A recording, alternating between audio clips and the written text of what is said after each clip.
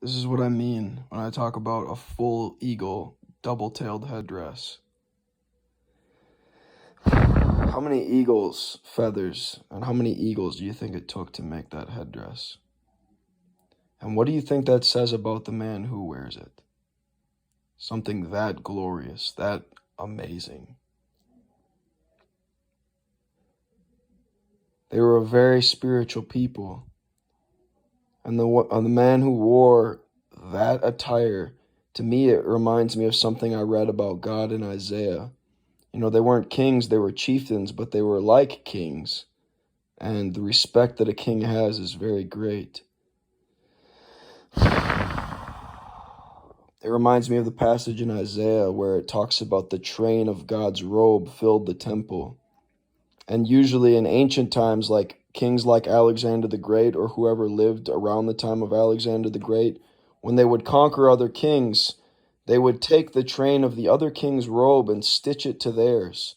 And so the image of God's train filling the temple in that Isaiah scripture shows that God is a conqueror of many kings.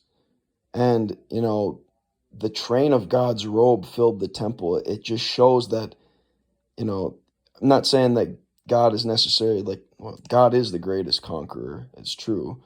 But that doesn't mean that God conquered, like, just because that was an ancient practice of kings doesn't mean that we can directly apply it to that Isaiah scripture, but it does kind of show you what the train represented. It represented the glory of the ruler, of the chieftain, of the king.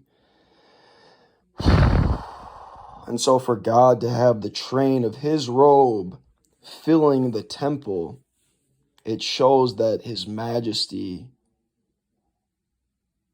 is very, very great. It's long. Like, if you walked with the train of your robe filling your whole temple, like, it would, like, move wherever you go. And, it, like, some of it wouldn't even be moving, you know, if you think about it being that long. But yeah, it shows how glorious the Native American chieftains once were, still are, and will be forever, because I believe that every tribe, nation, and tongue will be in God's kingdom, and they will bring their glory and honor into that kingdom. The eagle chieftains, the eagle train. Peace.